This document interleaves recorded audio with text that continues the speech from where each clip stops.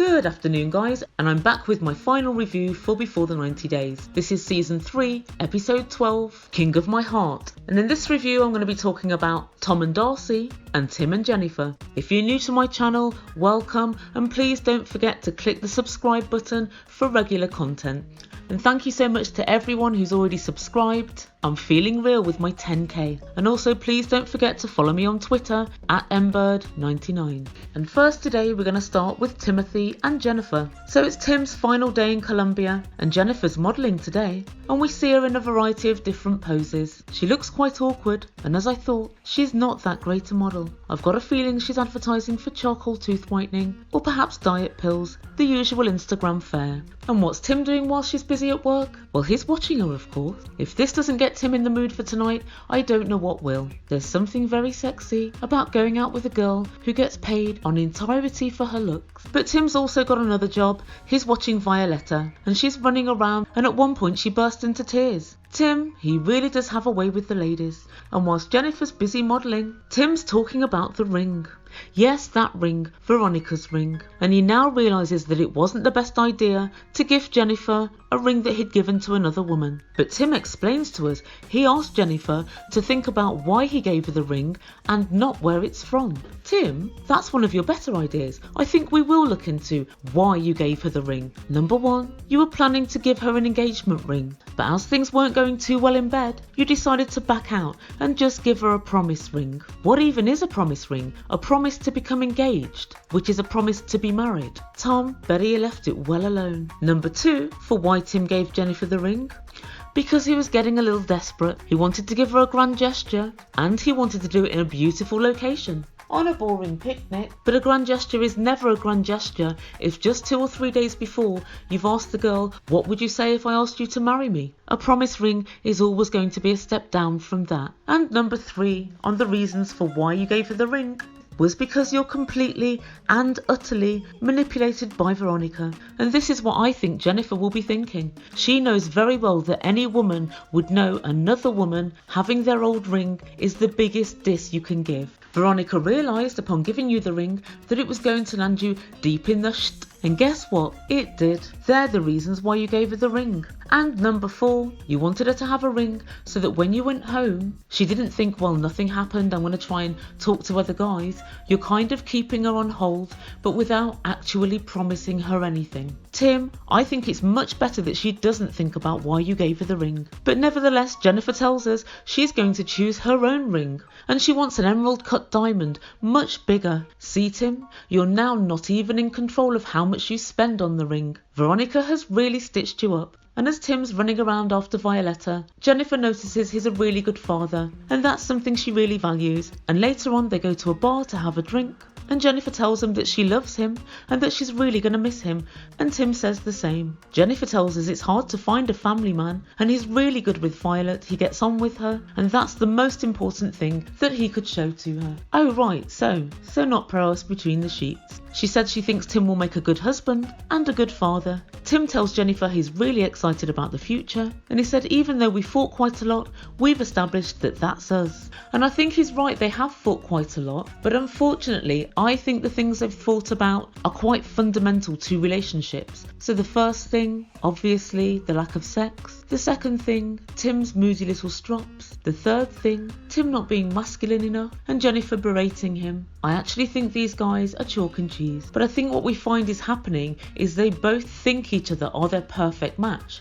So Tim thinks I want a fiery, Latin, absolutely stunning girl. And let's be clear, Jennifer is top drawer. She is absolutely beautiful. And Jennifer thinks I want someone with money. I want someone who's stable. I want someone who's a family man and wants a family. And somebody who can take care of me and my daughter. So I think they both think they want each other. But if I really deep it, I'm not sure they do. But then Tim tells Jennifer that he wants to leave Colombia with a bang. And he wants to ensure that he and Jennifer make love on their final night. Tim, by continually announcing that you want to make love, I think that's what creates the most problems. Because you're creating an awful lot of pressure on yourself for later on this evening. And as we all know, you can't perform under pressure. Well, in fact, I suppose you can't perform at all. But Jennifer liked the sound of that. She liked what she heard. She downed her drink in one and she said, I'm ready to go. Let's go. And the next time we catch up with the frisky twosome is the following morning, and Jennifer is learning the cold hard truth about Tim, or should I say the cold soft truth, that Tim will take every opportunity he can to blame somebody else for his lack of prowess between the sheets. And as Tim was getting his suitcases together at the Airbnb, he can't wait to let us all know that it was Jennifer that fell asleep, and that's why they couldn't have sex. He tells us he's angry and frustrated. Tim, you're a gaslighting little prat. She's been waiting for you to get it on for the last 2 weeks. You have felt tired, felt pressured, fallen asleep every single time. And the first time that Jennifer dares to fall asleep, you're making a massive deal of it. And yet again, when they're driving in the car on the way to the airport, he says again he can't believe that she fell asleep on him. And now he's angry and annoyed. This really is gaslighting at its finest. You've done it each and every night for 3 weeks. Tim, just so that you know for the future, here are the ways that men usually make sure that whether you're asleep or not, if they're ready to get it on, you're at least awake and very well aware of this. The first thing they'll do is nudge you. They'll accidentally elbow you or accidentally roll into you. The second way that men like to let us know is that they'll start coughing or making some sort of noise in a desperate bid to wake you up. Number 3 is a trip to the loo. They'll usually put a light on and then exclaim, "Oh, I'm sorry, I forgot." No, you didn't. You wanted to wake me up. And if all else fails, what do we find, ladies? Something hard on the base of our spine. Jennifer being asleep should have posed no problem to you. And he's moaning now because he says he doesn't know if they're sexually compatible. I can tell you, Tim, no, you're not, because Jennifer, well, she wants sex, and Timothy, you don't. Who else is Tim trying to blame Jennifer to? Oh, the producers. He's so pathetic and so trifling. Jennifer tells us she was waiting for Tim to make a move and she fell asleep. But Tim said he wanted to pack in the afternoon, but he had to look after Violetta, and so he was forced to pack late at night. And by the time he got to bed, Jennifer was asleep. So in other words, Jennifer didn't fall asleep. You just took absolutely ages packing. And at this point, Jennifer's rolling her eyes at him, because she knows, as we all do, Tim, this whole thing is your fault. The producers try and stir things up a little bit by saying, "Are you arguing again?" And they're not really arguing. Tim's attempting to gaslight Jennifer, and she's backdrafting all his facial hair off, including those perfectly plucked eyebrows. And as they leave at the airport, Tim says they're not engaged, but they have a commitment and they have a promise ring. Really? That old piece of tat. And he prays and hopes that he can get to see her soon and they can make it work. And Jennifer says that she's sad that he has to leave Colombia. And she said, "We really got used to each other. He's a family man, but the problem is we still haven't slept together." And that leaves a massive question mark over the whole relationship. And that's where the story ends. I think if Jennifer's really honest with herself, she will have to acknowledge that although she does want a family man and a man that can take care of her and her daughter, and someone that will make a good husband, she also likes a man's man, someone that's quite virile. And let's face fact, that's not really Tim. I think they've both tried as hard as they can, but for some reason I do think that they're a mismatch and that they're kidding themselves. But as I say all this, unbelievably, they're probably the most likely to get together of all of these couples. How ridiculous.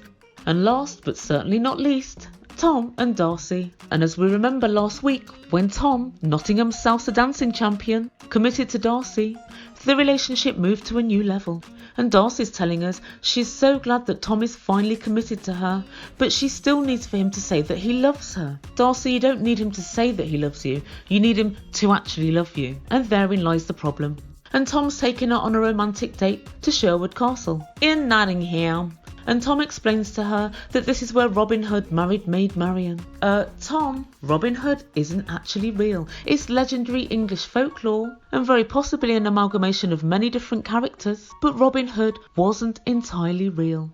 Apparently Robin Hood robbed the rich and gave to the poor. And I see the parallels. Tom presents himself to be rich, but his behaviour has been poor. However, I doubt Robin Hood was a bumbling fool. And as they walk through Sherwood Castle, Tom's in a reflective mood. He tells Darcy, "We've had our ups and downs, and there've been good times and bad, and we've had many arguments, and then we're treated to an absolute treat." A flashback of Florian, the cheater, saying, "Tom loves you and you love Tom. Tom loves you and you love Tom."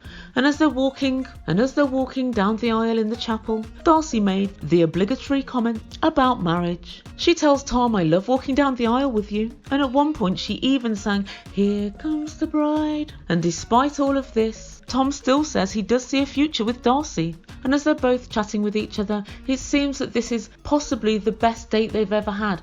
And it's a shame that it's the final day. And I'm trying to remember if there's been any date that they've had that Tom hasn't managed to make Darcy cry. I know it's really easy and I'm not necessarily blaming him, but she's cried on every single date they've had. From the first night when he refused to stay in the same room as her, to the next date with his lovely ex, Rochelle, when Tom sat and laughed with Rochelle at Darcy's distress. And then we have the absolute show that was Albania, which saw Darcy in tears on a daily basis, not just at the hands of Tom, but also at her own twin sister as well. And who can forget last week, at possibly the most dead salsa club I've ever borne witness to, when Tom's sister had to comfort her because Tom was busy ignoring Darcy and scoffing at her dancing and generally just dancing with other girls. And she threatened Tom, wait till my alter ego comes out. And I wonder what her alter ego was, a reasonable, empathetic, sober woman perhaps. Tom declined to dance with her and decided to dance with loads of other women. So in spite of all of these arguments that they've had every single night, Tom says he feels closer to Darcy than ever. And I say, Tom, you're lying. You just want to be on before the 90 days. If only you'd known how it was going to turn out. And later that evening, they both get dressed up and Tom takes Darcy to what seems like a private dining restaurant. And I have to say, it does look absolutely gorgeous. And Tom, ever the quintessential English gent, asks the waiter, where's the champagne I ordered, as he walks into the restaurant. Yep, Tom, because that's what you do. Nobody waits until they sit down, do they? Tom just wanted to make sure that that was picked up by the cameras.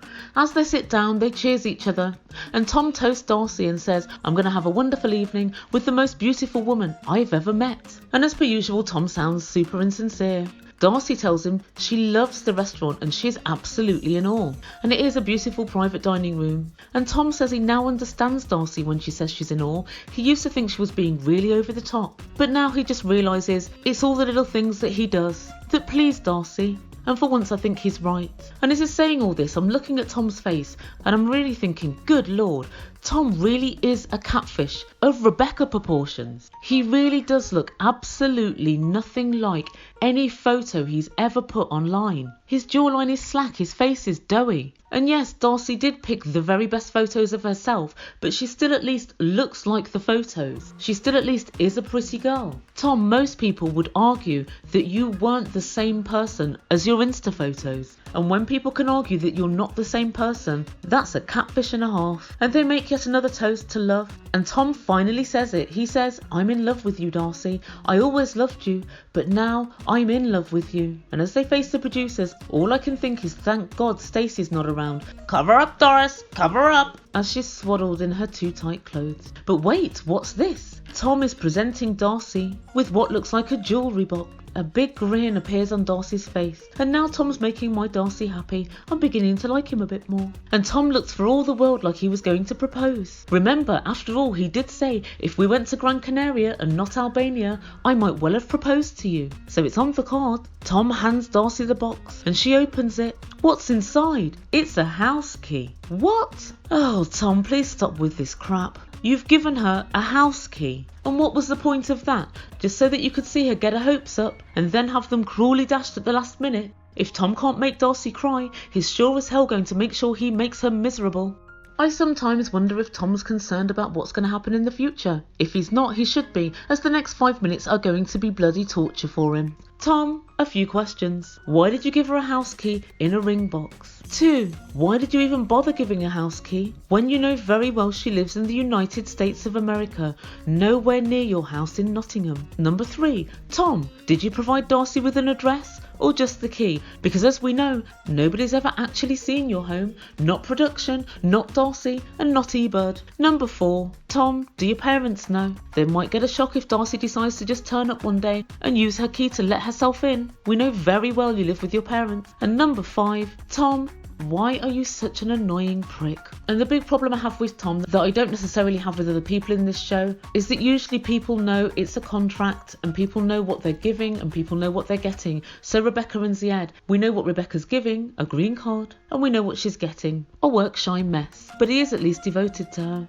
Angela and Michael, we know the trade-off. Even Tim and Jennifer, we understand where they're coming from. She's going to America to sit in a Ferrari with some diamonds, and he's going out with a hot model. Caesar and Maria. Caesar can boast to his friends and colleagues that he's got a beautiful blonde stunner, and Maria gets $800 a month. So the only people that I really have a problem with are Avery and Omar, because I do think that Avery is desperately in love with Omar and I'm not too sure about him. And then the worst two, Tom and Darcy, because I know very well Darcy's in love with Tom, but Tom is just stringing her along.